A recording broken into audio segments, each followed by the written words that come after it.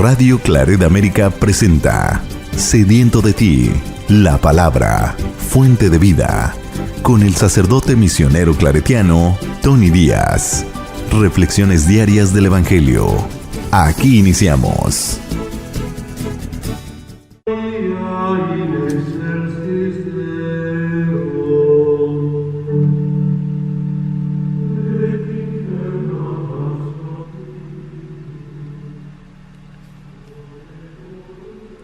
Bienvenidos, hermanos, a nuestras reflexiones bíblicas del Evangelio del día.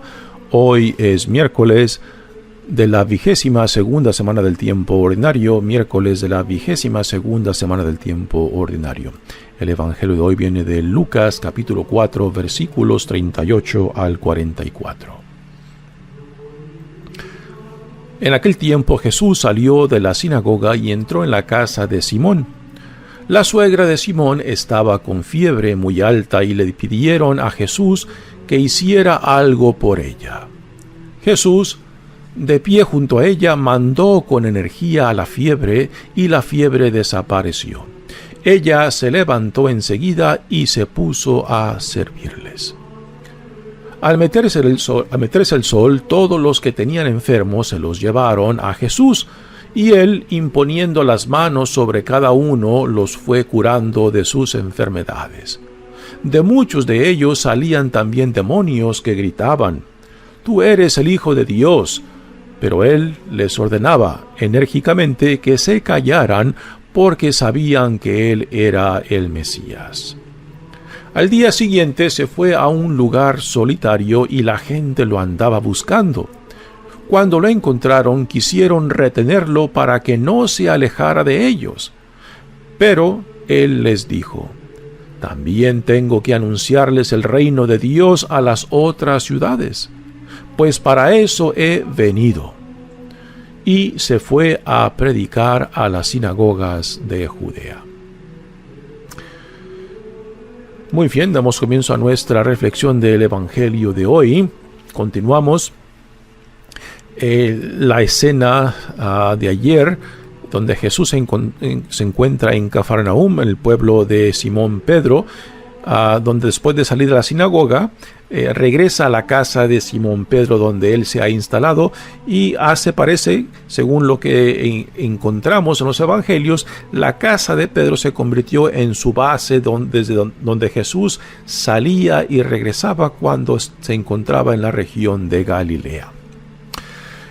Es muy importante de tener presente de que esta escena que acabamos de escuchar es todavía parte del sábado, así que las prescripciones del sábado, por ejemplo, de no trabajar, de no hacer gran esfuerzo, de cargar o de caminar, o otras actividades, estaban restringidas, estaban limitadas, y por eso la gente esperaba hasta que cayera el sol, cuando cerraba el tiempo de las exigencias del sábado, para que la gente se empezara a movilizar y a regresar a la vida ordinaria.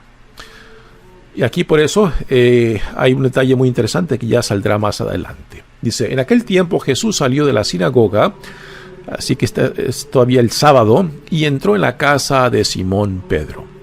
La suegra de Simón estaba con fiebre muy alta y le pidieron a Jesús que hiciera algo por ella. Jesús, de pie junto a ella, mandó con energía la fiebre. Es interesante, nuevamente aquí vemos reflejada también la idea de cómo se entendía en aquel entonces lo que era una enfermedad. Y la idea era de que cualquier enfermedad era una manifestación de un mal espíritu en la persona. Por eso Jesús se dirige a la fiebre como una personificación de la enfermedad, de un mal espíritu, y Jesús entonces al expulsar a ese demonio que estaba produciendo la enfermedad, entonces sanaba a la persona. Pero esta era la mentalidad de aquel entonces, la conexión entre un mal espíritu y una enfermedad. Hoy en día no tenemos el mismo entendimiento, ¿no? Así que Jesús sana a la suegra de Simón Pedro, y después de sanarla, ella se pone a servir, a dar hospitalidad a Jesús y a los otros que están en la casa de Pedro, ¿no? Aquí hay un detalle muy interesante, que todo lo que viene de Dios no simplemente es para nosotros, sino es para nosotros y para que por medio de nosotros también otros lleguen a conocer a Dios, y al conocerlo amarlo, y al amarlo servirlo, ¿no?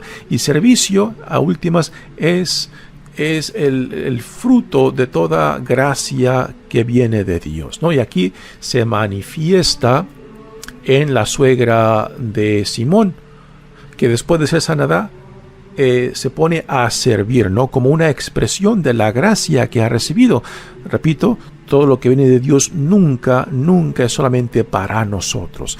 Es para nosotros y para que por medio de nosotros otros lleguen a conocerlo, y al conocerlo amarlo, y al amarlo servirlo, que es lo que ella está claramente aquí haciendo después de vivir esa sanación. Y ahora viene este detalle que les mencioné antes, del cierre del sábado con la caída del sol el sábado. Al meterse el sol, todos los que tenían enfermos se los llevaron a Jesús. Así que mientras el sábado estaba en vigencia, la gente no podía movilizarse porque no podía llevar cargando a los enfermos y no podían caminar gran distancia. Por eso se esperaron a que cayera el sol, ya cerraba el sábado y ya no estaban vigentes las prescripciones y las demandas de cumplir el sábado. Por eso, con gran libertad empiezan a salir y empiezan a llevarle a Jesús a sus enfermos, ¿no? Y Jesús ve la gran necesidad y los atiende.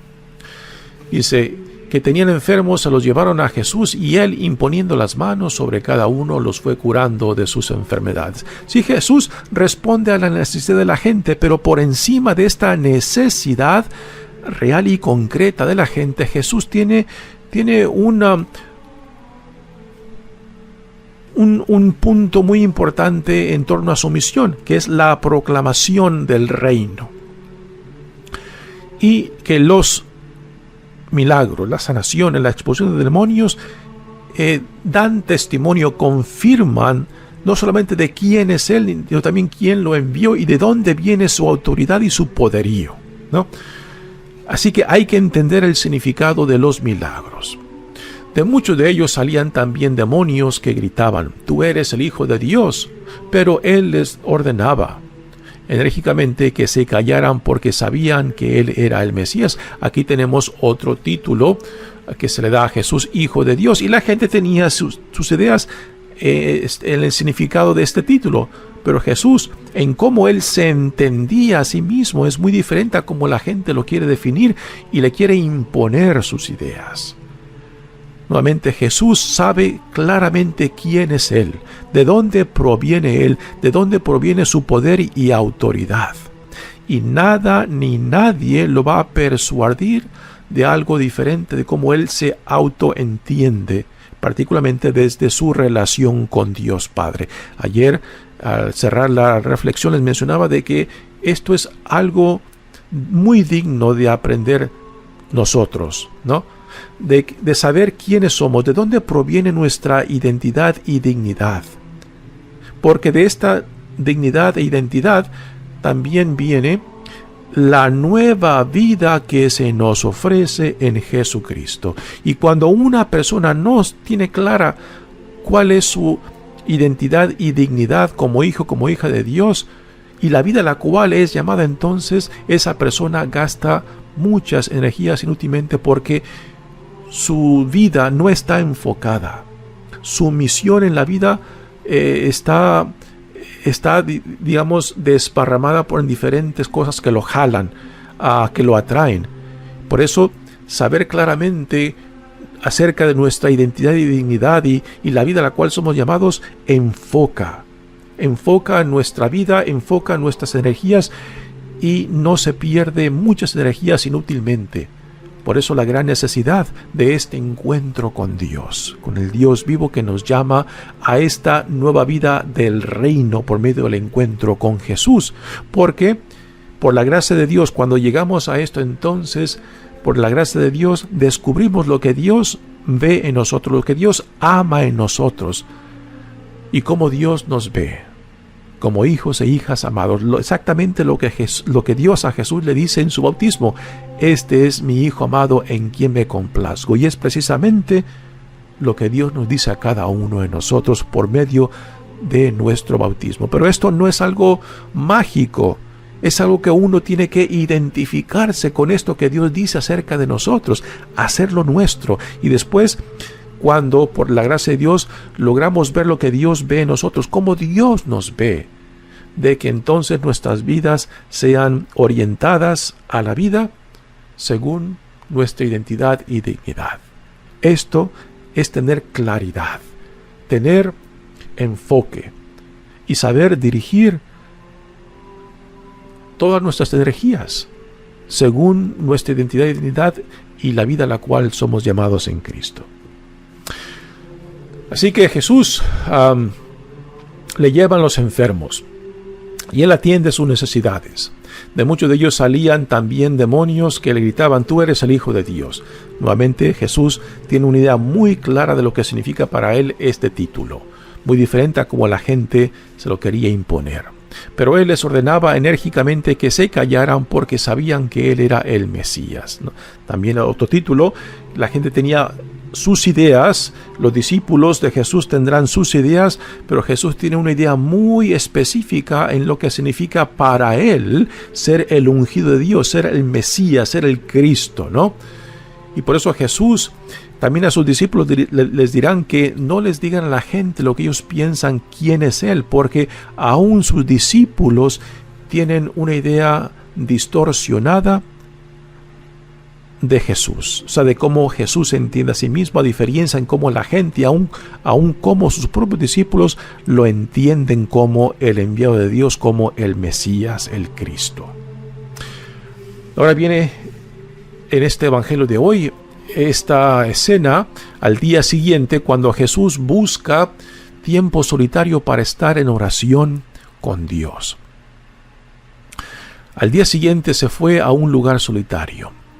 Y cuando Lucas menciona la necesidad de Jesús de estar en presencia de Dios, de orar a Dios, de estar en oración, de estar a solas con Dios, es algo interesante, porque la pregunta que debe resaltar es la siguiente, ¿no? ¿Por qué Jesús tiene necesidad de orar?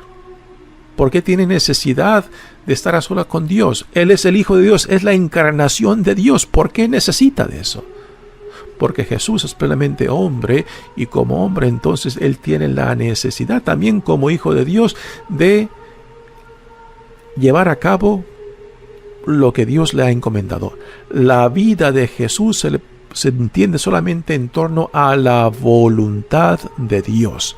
Jesús es enviado para hacer la voluntad de Dios, no para hacer su voluntad. Entonces podemos imaginar de que la necesidad de Jesús de orar, de estar en comunión con Dios Padre, es para mantener esa intimidad y confianza de quién es Él y la misión por cual Él ha sido enviado, y de que no confunda las cosas, de que Él nunca se haga el centro del por qué Él fue enviado, sino que sea la voluntad de Dios Padre. Y esto es algo que nosotros también como discípulos, como cristianos, debemos aprender claramente. Que lo que Jesús nos modela con su propia vida, que lo que Jesús manifiesta con su propia vida, también nosotros somos llamados a vivirlo. O sea, de hacer nuestra la voluntad de Dios Padre, que nuestras vidas giren en torno a la voluntad de Dios Padre. Así que Jesús busca la soledad para estar con Dios Padre en oración. Y ahora viene la reacción de la gente cuando se dan cuenta de que Jesús se les ha ido, ¿no? La gente lo andaba buscando. Hay un sentido de urgencia aquí. La gente dice: se nos ha ido el curandero, ¿no? Aquí, en cierta manera, lo que está detrás de esta urgencia de encontrarlo es de que se les ha ido el fenómeno. Y por fenómeno me refiero al curandero, ¿no? Y tristemente yo creo que la mayoría de la gente lo buscaba por eso. Con esto no hacemos de menos la necesidad específica de la gente, particularmente de los enfermos que iban en busca de sanación. Pero por encima de sanar a la gente, lo que Jesús quería era compartirles lo que Dios estaba haciendo en Él y por medio de Él. La inauguración del reinado de Dios, del poderío de Dios. Para Jesús esto era mucho más importante. y la gente lo busca simplemente por los milagros. Quizás aquí puede encajar muy bien la pregunta: ¿y tú cuando vas detrás de Jesús, qué es lo que buscas? ¿Vas por el milagrito o verdaderamente tienes interés en lo que Jesús quiere enseñarte, quiere compartirte, particularmente en torno al reinado, al poderío de Dios, del cual desea que tú seas parte? ¿O simplemente vas por el milagrito? Y Jesús nuevamente no se deja definir ni aún por las necesidades de la gente. También tengo que anunciarles al reino de Dios a las otras ciudades, pues para eso he sido enviado. Y se fue a predicar en las sinagogas de Judea. Mi nombre es Padre Tony Díaz, misionero claretiano. Que Dios los bendiga. Radio Claret América presentó Sediento de ti, la palabra. Fuente de vida. Sus comentarios son importantes. Contáctenos en Radio Claret América